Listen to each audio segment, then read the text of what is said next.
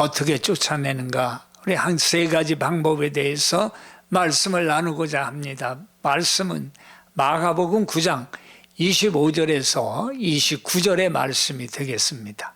예수께서 무리가 달려와 모이는 것을 보시고 그 더러운 귀신을 꾸짖어 이르시되 말 못하고 못 듣는 귀신아 내가 내게 명하노니 그 아이에게서 나오고 다시 들어가지 말라 하시매 귀신이 소리지르며 아이로 심히 경련을 일으키게 하고 나가니 그 아이가 죽은 것 같이 되어 많은 사람이 말하기를 죽었다 하나 예수께서 그 손을 잡아 일으키시니 이에 일어서니라.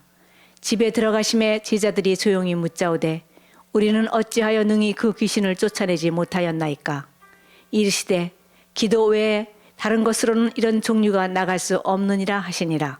서로의 믿음이라는 것은 일을 해나가는데 절대 필요한 것입니다. 사람을 믿지 못하면 어떻게 일을 진행할 수가 있겠어요? 사람에 대해 처음에 의심의 마음이 드는 건 누구나 마찬가지겠지요. 그런데 이게 계속적으로 의심만 한다면 우리가 버스를 탈 수도 없어요. 물건을 구입할 수도 없고 사업을 할 수도 없을 거예요. 그리고 일을 하면서 아니면 그 물건을 구입하거나 음식을 시켜 먹을 때도 그런 마음이 든다면 마찬가지 아니겠어요? 내가 이게 잘한 걸까? 바꿀 걸 그랬니? 다른 걸 시킬 걸 그랬나? 이러면서 끊임없이 자신의 결정에 대해서 의심하고 결정하지 못한다면 아마도 항상 그럴 걸, 할 걸 하면서 후회하는 삶을 살게 됐을지 모릅니다. 우리만 이런 게 아니라 사도행전 12장에 보면 베드로가 하나님의 도움으로 감옥에서 풀려나올 때 교회는 그를 위해서 간절히 기도를 하고 있었어요. 그런데 기도 드린 대로 베드로가 감옥에서 풀려나온 거예요. 그리고 기도하는 그곳으로 찾아왔어요. 그때 로데라는 여자애가 베드로의 음성을 듣고서는 모인 사람들에게 베드로가 왔어요. 그랬더니 야 내가 미쳤구나. 그는 천사다. 이렇게 하면서 믿지를 못한 거예요. 하나님은 그들이 모여서 기도한 간구에 응답하셨었는데도 불구하고 정작 기도한 그들은 그것을 기대하지 않았거나 너무 빨리 응답을 하시니 믿지를 못했다는 거예요. 그러니까 하나님은 기도에 응답하신다는 믿음을 가져라 라는 것과 기도의 응답의 시간은 하나님이 정하신다라는 믿음을 가질 것을 말씀하고 계시는 거예요. 자, 그러면 믿음은 어디서부터 시작이 될까요? 요한복음 14장 1절 말씀을 보면 우리가 어떻게 하여야 하나님의 일을 하오리까? 제자들이 물어요. 예수님께서 대답하여 말씀하시기를 하나님의 보내신 자를 믿는 것이 하나님의 일이다 말씀해요.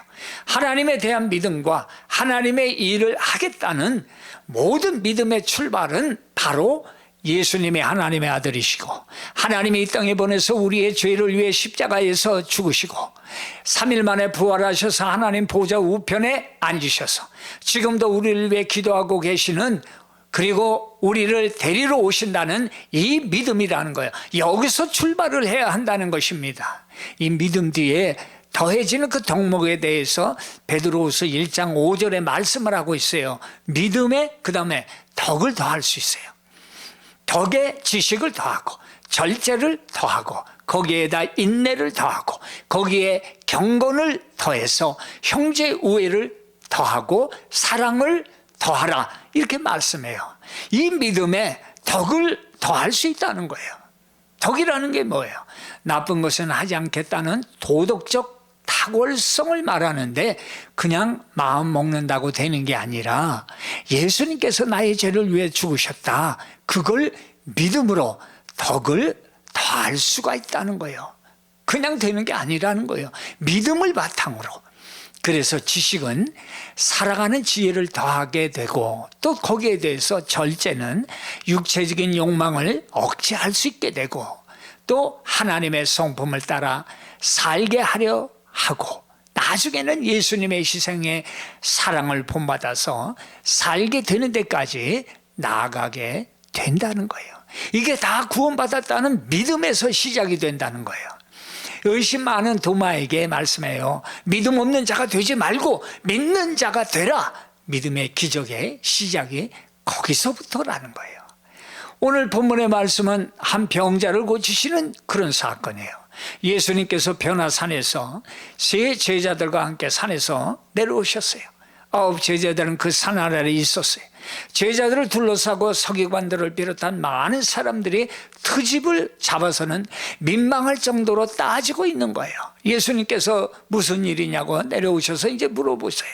그 사람들 가운데 하나가 나서서는 다름이 아니고 제게 불행하게 벙어리 귀신이 들린 아들이 있습니다. 귀신에게 잡히면 넘어지고 거품을 뿜으며 기절을 합니다. 이 아이를 고쳐달라고 선생님의 제자들에게 찾아왔더니 선생님의 제자들이 이 아이를 고치지를 못했습니다. 그래서 우리가 너희는 그것도 못하냐고 따지고 비웃고 이러는 중입니다. 혹시 선생님께서 무엇을 할 수 있거든 우리를 불쌍히 여기사 이 아이를 고쳐주세요 간청을 하는 거예요. 그때 예수님께서 이 말씀을 들으시고 얼른 맞받아 하시는 말씀이 할 수 있거든이 무슨 말이냐, 믿는 자에게는 능치 못함이 없느니라. 아주 유명한 말씀을 하시잖아요. 그러니까 아이 아버지가 소리를 지르면서 하는 말이 내가 믿나이다, 나의 믿음 없는 것을 도와주세요. 아버지의 마음에 먼저 고침을 받는다는 믿음을 주신 거예요. 그리고 25절에 보니까 그 더러운 귀신을 꾸짖어 이르시되 말 못하고 못 듣는 귀신아 내가 내게 명하노니 그 아이에게서 나오고 다시 들어가지 말라 명령해요. 어떻게 됩니까? 아이가 고침을 받게 돼요. 자, 어떻게 이 아이의 귀신 들린 것을 고칠 수가 있었습니까? 예수님은 말씀하셨어요. 기도 외에는. 그래서 첫째로 기도로 마귀를 쫓아낸다라는 겁니다. 29절 말씀이에요. 그 기도 외에 다른 것으로는 이런 종류가 나아갈 수가 없느니라. 우리는 왜 귀신을 쫓아내지 못했냐는 제자들의 질문에 예수님은 단호하고 분명하게 대답을 하시는 거예요. 기도만이 가능하다라는 거예요. 여기서 잘 들으셔야 하는 것은 예수님이 말씀하시는 기도라는 것은 우리가 생각하는 그 초능력적인 힘을 나타내는 어떤 수단으로서의 기도가 동원되는 것이 아니라는 거예요. 기도한다고 다 귀신이 쫓겨가고 응답받고 그러지는 않지 않습니까? 기도라는 것은 기도한다는 자체 얼마나 귀해요. 그렇지만 능력의 기도는 먼저 하나님과의 바른 관계를 이루는 믿음을 말씀하고 있는 거예요. 그 예를 보세요. 마가복음 6장 12절 이하의 말씀인데 제자들이 나가서 회개하라 전파하고 많은 귀신들을 쫓아내며 많은 병자에게 기름을 발라 고치더라 이렇게 증언하고 계시잖아요. 그러니까 이 제자들은 이미 수많은 귀신들을 쫓아내고 병도 고친 경력이 있는 사람들이었다는 거예요. 그런데 왜 이번에는 실패를 했냐라는 거예요. 잘 들어보세요. 예수님의 제자들은 그렇게 귀신을 쫓아내고 병을 고치는 일이 아마도 반복되면서 어느새 귀신 쫓고 병 고치는 능력이 자신에게 있는 것으로 착각하게 되었고 교만해졌을지 모른다는 거라는 거예요. 우리도 마찬가지라는 거예요. 모든 하나님의 일들이 매너리즘에 빠지기 시작하면 자기가 능력의 주체가 되고 자기가 싫으면 하나님도 싫은 것이 되고 자기가 좋으면 하나님이 축복하시는 것 같은 착각으로 빠져든다는 거예요. 제자들도 두렵고 떨림 때문에 그저 하나님께만 간절히 매어달려 기도해야 할 절박감이 점차로 심해진 거예요. 기도를 게을리했고 기도하는 걸 아예 잊어버린 것 같기도 한다는 거예요. 예수님의 기적에 사람들이 따르고 만나려 했고 섬기려 했을 때 그만 제자들은 그것이 자기들의 능력인 줄 알았다는 거예요. 그게 바로 교만이라고 말씀하는 거예요. 실패의 원인이 되고 만 거예요.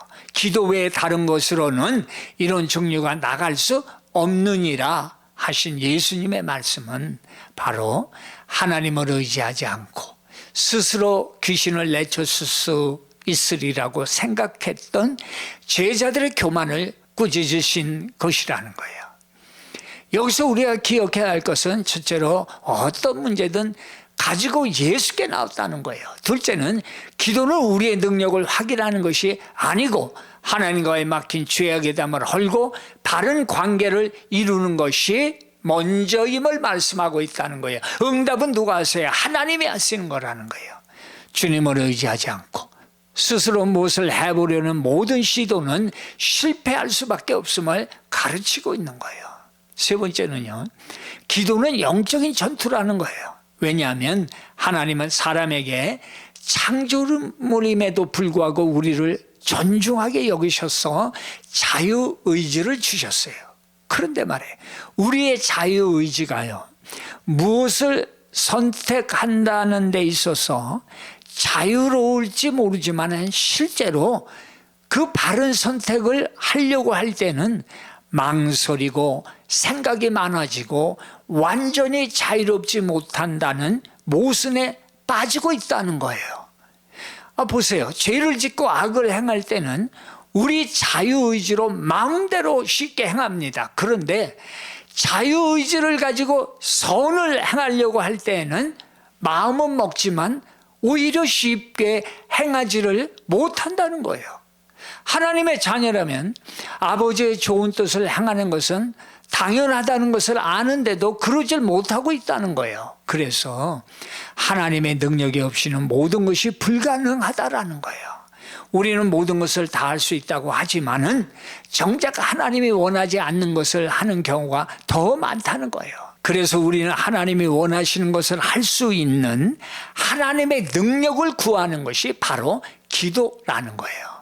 그러나 인자가 올 때 세상에서 믿음을 보겠느냐, 누가복음 18장 8절로 말씀을 하시지요. 이 믿음이 바로 끝까지 기도하는 믿음을 말씀하고 있는 거라는 거예요. 제2차 전쟁 중에 독일과 미국이 벨기에의 발지라는 곳에서 전투를 벌여요. 많은 미군이 사망을 했어요.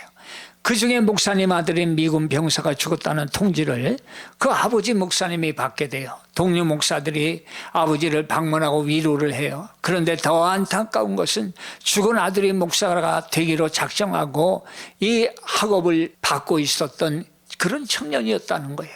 같이 갔던 사람들이 아버지 목사님의 찢어지는 마음을 느낄 수가 있었어요. 그때 아버지 목사님이 입을 엽니다. 나는 한탄하거나 누구를 원망하지 않습니다. 하나님께 반항하지도 않을 겁니다. 내 아이는 가버리고 여기 없지만 내가 죽은 후에 천국에서 만날 것입니다. 내가 약속할 수 있는 것은 내 몫의 목회 사역뿐만이 아니라 내 아들의 목사직까지 두 몫을 할 것입니다. 이렇게 대답을 했다는 거예요. 미움보다는 앞으로 해야 할 사명의 말을 하더라는 거예요. 이것이 바로 기도하는 사람의 능력이라는 것입니다. 성도의 특권은 기도를 통한 용서입니다. 그것은 바로 우리의 눈을 십자가로 돌리게 해주시는 능력이라는 거예요.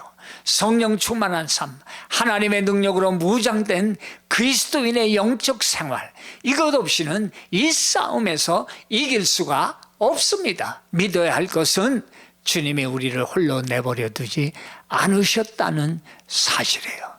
마귀를 쫓아내는 두 번째 방법, 말씀으로 쫓아내요. 한 어머니가 아이와 함께 이름 있는 선생을 찾아왔어요. 그리고 말했어요. 하나 가르치면 열을 아는 아이입니다. 가르침을 부탁을 드리겠습니다 하고 돌아갔어요. 얼마 후 그 어머니가 다시 찾아왔어요. 어때요? 똑똑하죠? 또 물었어요. 그때 선생님은 아이의 어머니에게 말했어요. 아이가 말씀하신 대로 하나 가르치면 열을 아는 아이이긴 합니다만은 문제는 가장 기본이 되는 하나를 모른다는 겁니다. 우리가 모든 걸 안다고 해도 하나님의 말씀을 모른다는 게 그렇다는 거예요. 마가복음 9장 25절 이하의 말씀을 보면은 더러운 귀신을 꾸짖어 이르시되 말 못하고 못 듣는 귀신아 내가 네게 명하노니 그 아이에게서 나오고 다시 들어가지 말라 하심에 귀신이 소리 지르며 아이로 심히 경련을 일으키게 하고 나갔다 말씀해요. 여기서 예수님은 말씀으로 귀신의 정체를 드러냅니다. 어떤 귀신이에요? 말 못하고 못 듣는 귀신이에요. 그 다음이 내가 네게 명하노니 그 아이에게서 나오고 다시 들어가지 말라 명령해요. 예수님의 말씀 자체이시기 때문에 어디 구조를 인용한 것이 아니라 귀신의 정체를 드러내시고 말씀으로 명령을 하신 거예요. 그 아이에게서 나오고 다시 들어가지 말라 말씀하잖아요. 자, 그러면 우리도 그냥 명하면 될까요? 아니에요. 우리는 예수님의 모든 일을 이루어 놓으셨기 때문에 능력 없는 우리의 명령으로 되는 것이 아니라 바로 나사렛 예수의 이름으로 명령을 하는 것입니다. 그럴 때 악한 영이 떠나가고 자유함을 얻게 되어 있다는 거예요. 사도행전 16장 16절에 보면 사도 바울이 빌립보성의 두아디라 여인의 집에 유숙하면서 기도하는 곳으로 가는데 귀신 들려 점치는 사람이 바울 일행을 따라다니면서 이 사람들은 지극히 높은 하나님의 종으로서 구원의 길을 너에게 전하는 자라, 그러면서 자기는 믿지도 않으면서 계속적으로 귀신으로 점치며 뒤에서 비아냥거리며 따라다니며 소리를 질러댑니다.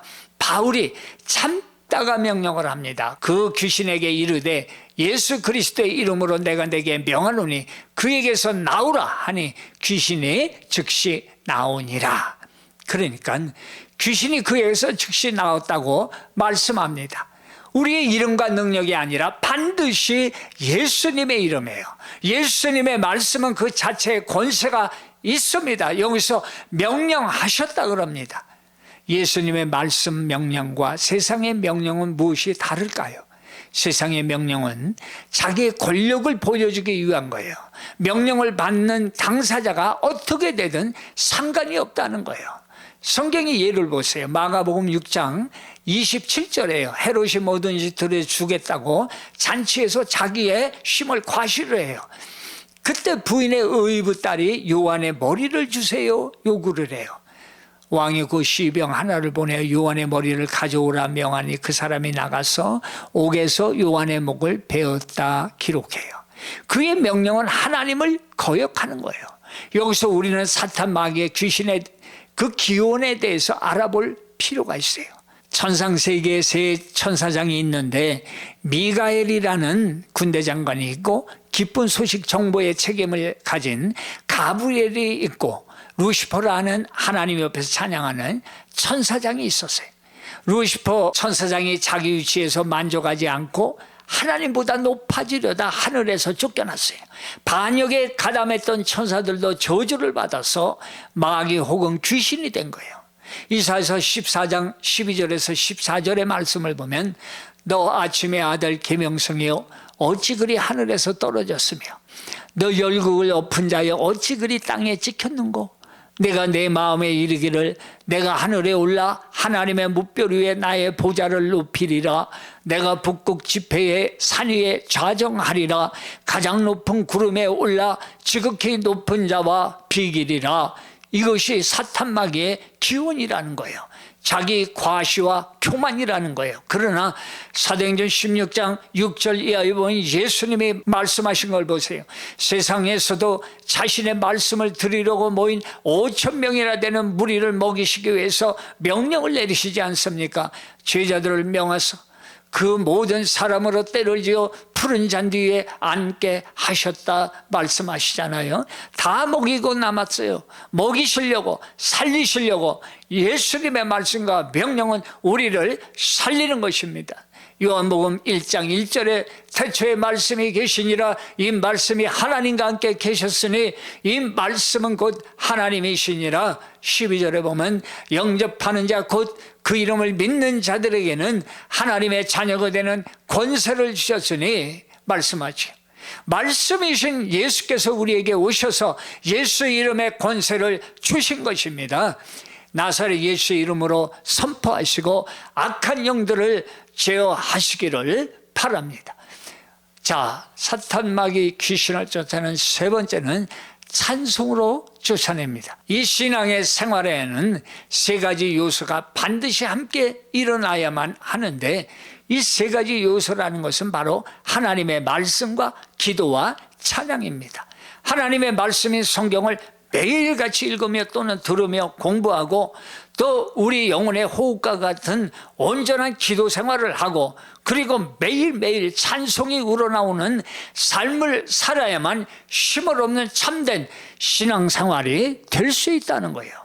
시편 22편 3절에 보면 하나님께서는 하나님께 돌리는 그 찬송 속에 계신다라고 증거해주고 계시지 않습니까? 그런데 중요한 것이 있어요. 찬양 부른다고 다 능력이 되는 게 아니라는 거예요. 마태복음 26장 30절을 보세요. 마지막 성찬을 떼신 후에 이제 예수님과 일행이 감람산으로 가셨어요. 예수님도 찬양을 부르시고 따르던 제자도 찬송을 불렀어요. 찬미하고 감람산으로 갔다 기록이 되어 있죠. 제자들은 여기서 찬송을 부른 후에 담대하게도 어떤 경우에든지 주를 부인하지 않을 것을 죽음으로 맹세까지 해요. 이들이 그 부른 찬송은 오늘과 같은 그 곡조 있는 찬송이 아니라 시편이었을 거예요. 시편 116편이라고 추측을 하는데 이것이 바로 그들이 부른 찬송이라는 거지요. 여호와여 주께 구하노니 내 영혼을 건지소서 하였도다. 내 영혼아 내 평안함으로 돌아갈지어다. 여호와께서 너를 후대하심이로다.